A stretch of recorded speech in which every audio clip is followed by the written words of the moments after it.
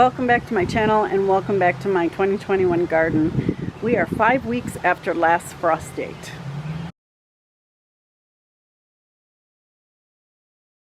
So 5 weeks after last frost date, I've kind of got a little to-do list of things to check on what's going on in your garden, and I'll show you what's going on in my garden. I'm going to do these in kind of a rapid-fire fashion, just to kind of go through what I'm looking at in my garden at 5 weeks after last frost date. So let's get going. Look at that. Isn't that pretty? It's one of the hanging plants in here. So I haven't been filming that much lately. I've been doing some yard work, trying to keep ahead of the weeds and trying to get some of that stuff cleaned up. I've also been having a cleaning project in my house. In the last month, I've had my carpets cleaned. I had the air ducts cleaned. If you've never had that done, you should have it done because it made a huge difference. And my system is pumping out so much more air movement now. I also had my house deep cleaned by a cleaning company. And I mean, they did everything. They wiped down the cabinets, they wiped down the baseboard, they vacuumed everything really good. It felt so good to have all that stuff done, so I'm all done with that. And now I'm ready to start harvesting in the garden. So let's see what we're doing in the garden this week. Okay, the first thing I'm going to talk about is green beans. Specifically bush green beans. As you can see, my green beans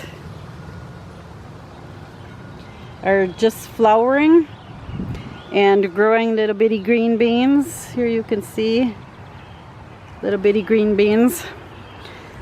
If you are so inclined, now is the time to sow some more bush green beans if you want to get a fall harvest. So this is the time to do that. I'm not going to do that because usually I get enough on these beans that I don't need to sow another. By the time these are done, I'm sick of green beans, so I don't sow another round of them.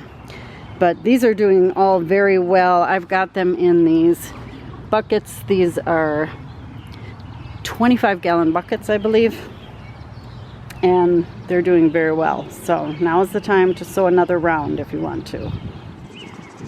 The second thing I want to talk about is now is the time to harvest your parsley and basil and basically any other herbs that are ready. As far as parsley goes, I've been getting a few questions as to how to harvest it. Do you just gather it up and chop it off? Which you can do, but what I like to do is go in here. Now, this is the first year I've ever had parsley bolt, but you go in here and I pick the bigger stems.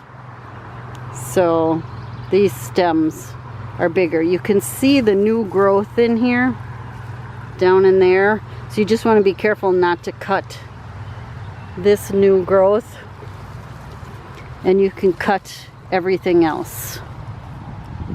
So now is the time to harvest your parsley and basil. Peas are another thing. I've been harvesting peas now for probably 3-4 weeks. And some of them are too far gone to harvest, like these. But I'm still getting flowers. And you can see I still have small peas on these, even with the heat that we are having. So I'm going to go through and pick all the ones that are too far gone, get them off the plants. And there are still some, like this is edible. Over here with the snow peas, same thing. I could let these go and save them for seed. I don't believe these are hybrid seeds. I have to check the packet. If they are, I'm not going to save them. If they're not, I will save them. Because hybrid seeds, you can definitely plant them if you want, but you never know what you're going to get. So these snow peas are pretty much done. I don't see many flowers on here, so I'll probably end up pulling these out. But the sugar snap peas are still growing, still flowering. So I'll leave those in. One of the things I wanted to say is you want to harvest your peas. I always come out here every couple days and harvest them, because the more you harvest, the more you will get. Another thing you want to do is pull your bolted lettuce. You can see this lettuce is getting pretty close to bolting. I tasted it yesterday. It's still not bitter. So I harvested the tops off a bunch of them. Here you can see where I harvested those. But this stuff is just about ready to be pulled. And then I will wait about a month, and then I'll sow some more after about a month. So this is where my head lettuces were. I had some romaine and some black-seeded Simpson, and it all bolted because it has been, we've had a very, very warm June, and it just didn't make it. So I ended up getting some basil and planting some basil in here. This over here is nicotiana, which is a beautiful flower.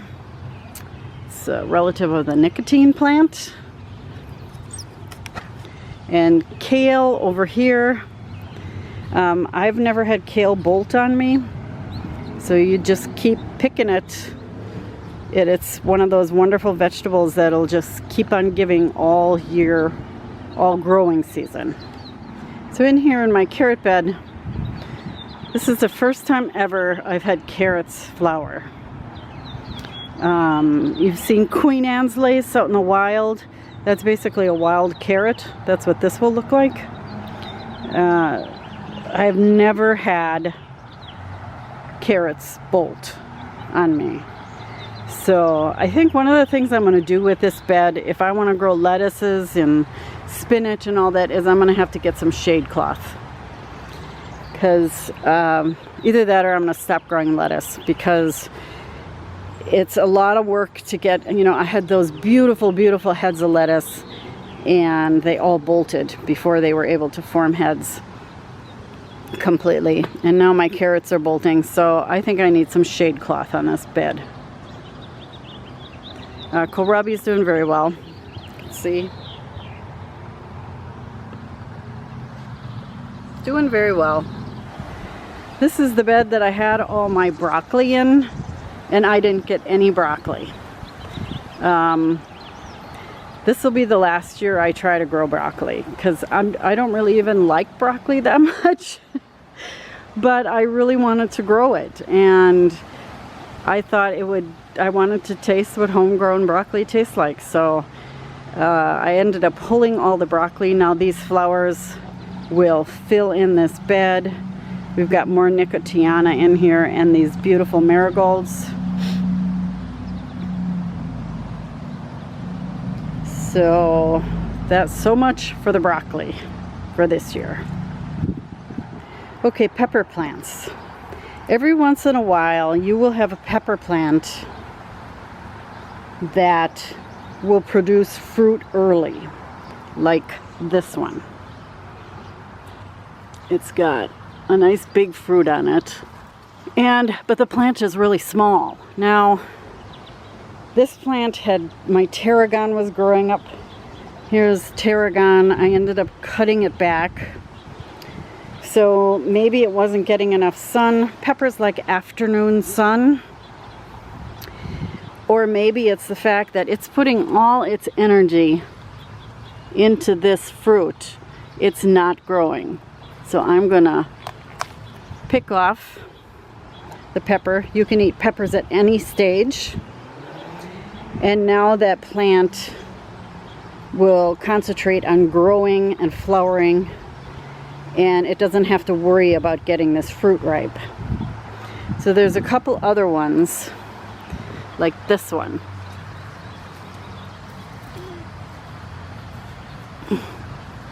This is a sweet roasting pepper. Again, I'm gonna take the fruit off. It's only got one fruit on it. It's taller. This one is taller than that one. But it doesn't have any other flowers on it where all the other peppers are flowering. And this little plant, this is called a sweet pickle. It's got a ton of fruit that's ready for picking. So I'm going to pick those. Here's another one. This one is a Jupiter bell. We're going to take the fruit off of it and hopefully it will start growing. So I'm going to do that to all my pepper plants that only have like 1 or 2 fruits on them. I want to pick them all off. These ones that are doing a little better, they've got more fruits. This is a Cajun bell. They're doing a little better and they're flowering at the same time.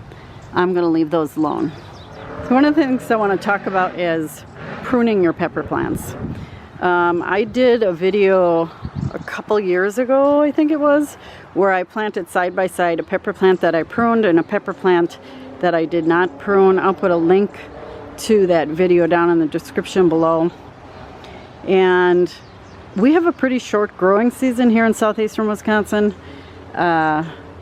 So I don't prune my pepper plants. Even though I start them all really early, I don't worry about pruning them because that experiment that I did, it really didn't make that big of a difference. I could see if you have a longer growing season, then you have time for that pepper plant to recover from the being pruned. But since I don't have that long growing season and I don't have the time, I'm not going to worry about it. Here's one of my ornamental peppers next to my hyssop. Doesn't that look pretty? Here's another one. Look at the black foliage on this one. Isn't it gorgeous? Doesn't have a lot of peppers in it though.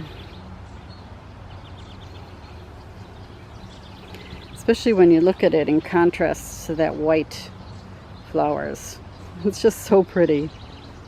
Another ornamental pepper plant here. Look at these beautiful dark purple peppers.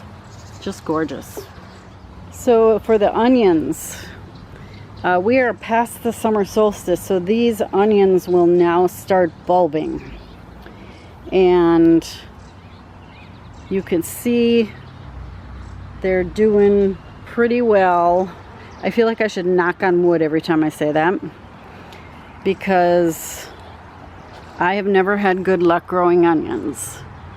So we'll see if they do well or not. Only time will tell. Quick little fun fact about onions. They will put on leaves until the summer solstice. And however many leaves you have here, that's how many layers you'll have in that onion. I thought that was a cool thing to know. Kind of like the silks in a cob of corn. For each silk there's a kernel. For each leaf on an onion plant there's a layer in the onion. So during the dry weather I was watering these every other day.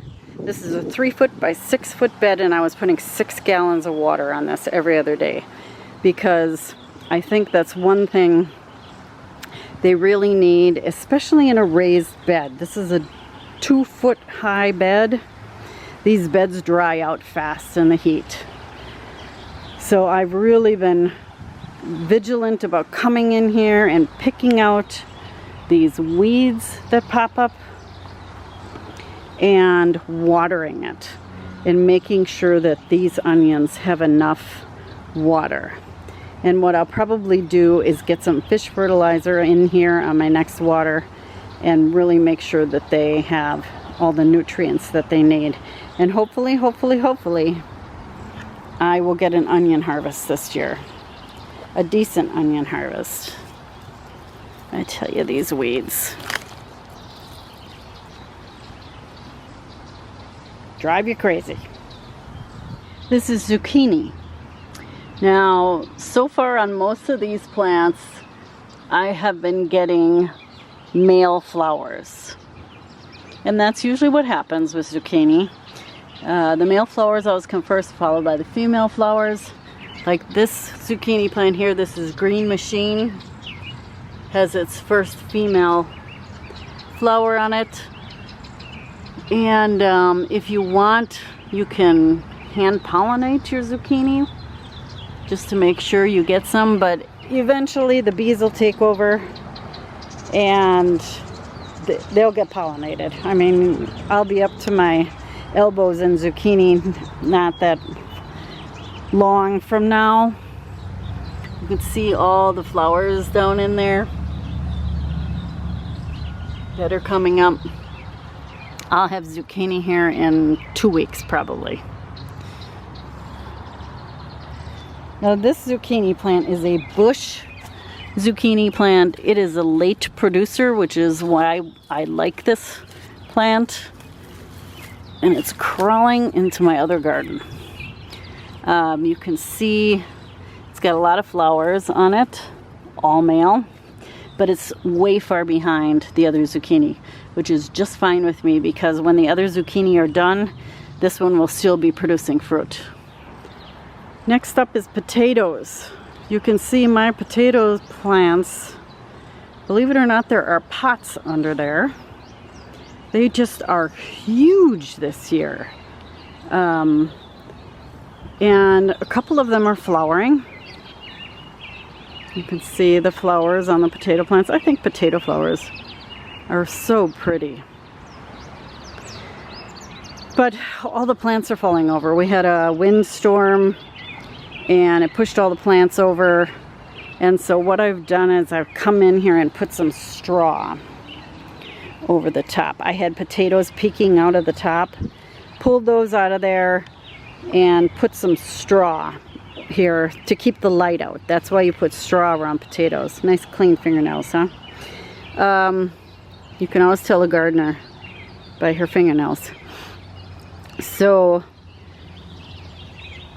this way, if there are any more that peek through here, this straw will keep the light out.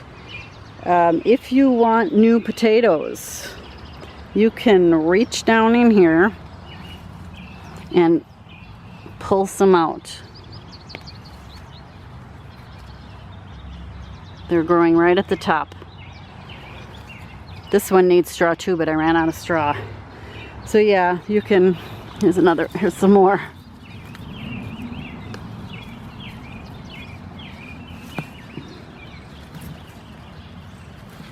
See that? They're right on top here. So since I'm out of straw, I'll probably come in here with some more dirt. You can feel them.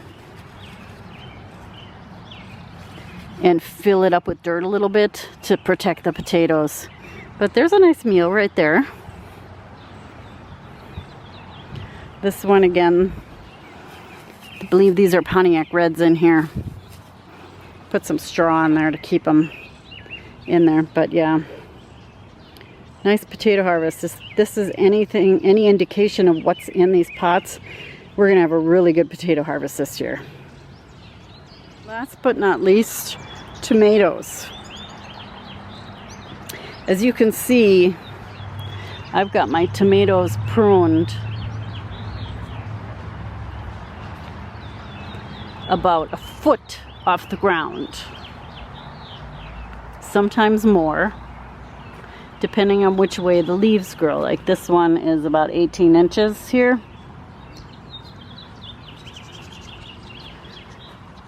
And so far it's doing pretty well. This is what's left over from the cold damage. So I've been going through, and I call it trimming and trussing my tomatoes. Anything that goes below this 1 foot mark, which is this, because I've got these 1 foot off the ground, gets chopped off. And look what I see over here. Let's see what I see. First ripe tomatoes. They don't want to come off, so they're not there right. Let's grab one. These ones are called sweet pea currant. They're one of my favorite tomatoes to grow in the garden. Here's some more ripe ones. They are so good in salads. They're just bursting with tomato flavor. Oh my gosh. So good.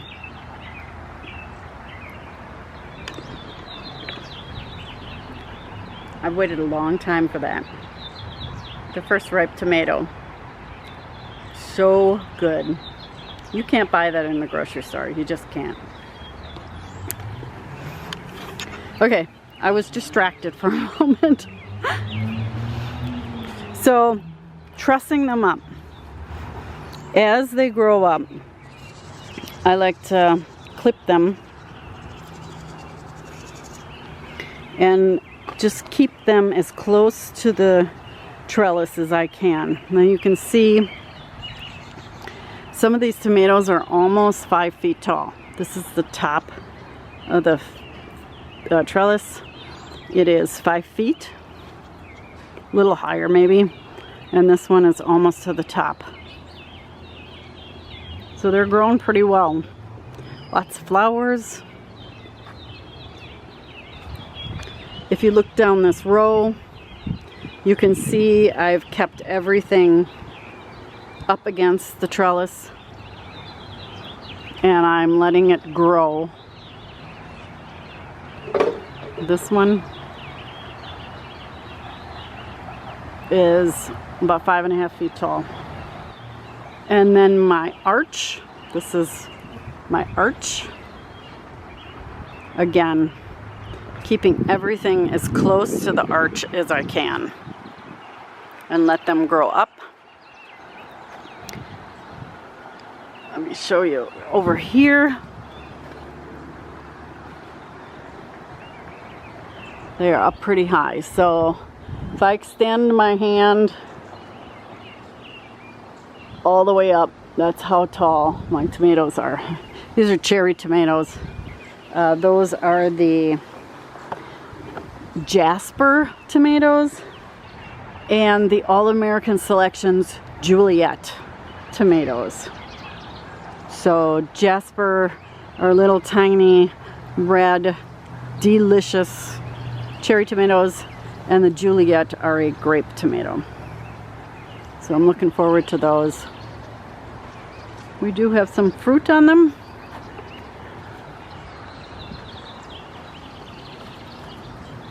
You can see here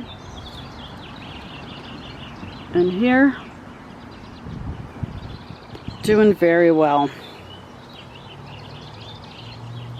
Look at this morning glory.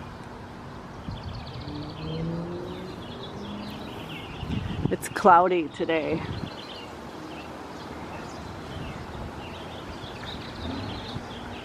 So these morning glories are pretty. They're growing right up along the trellis. So if not every day, every other day, I come out here and take care of tomatoes because it's really important to keep them in line and make sure that they do not spread out, because they'll just take over your whole garden if you're not careful. So I got these really cool lights. You see them there? I'll put a picture in here of what this looks like at night, and I will link those lights down in the description box below. And then I got some really cool solar lights here, path lights. I'll also show these at night right here. Yeah, they're really cool. I'll link those down in the description box below. I bought those during Prime Day. Really nice lights. Alright everybody, thank you so much for watching this episode. I appreciate you stopping in and checking.